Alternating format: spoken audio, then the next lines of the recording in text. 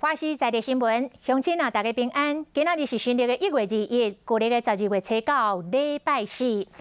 后来，这个新闻的头一条继续来关心桃园病院群聚的感染。到目前为止，10天内10个人胃着病毒，分别有2个医师、4个护理师、3个护理师的家属，甲1个外籍看护。拄则疫情指挥中心有上新的宣布，今仔日增加着2例境外转入的病例，拢是为菲律宾来入境。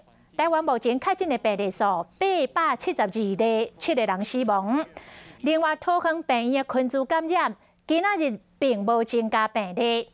进前的确诊者会接触较侪人的2例，一个是桃园捷运 A7 站摩斯汉堡迄位女店员，按865；另外一个是收容所的辅导老师，按864。2个人伫个社区的接触者，采检的结果拢出来了。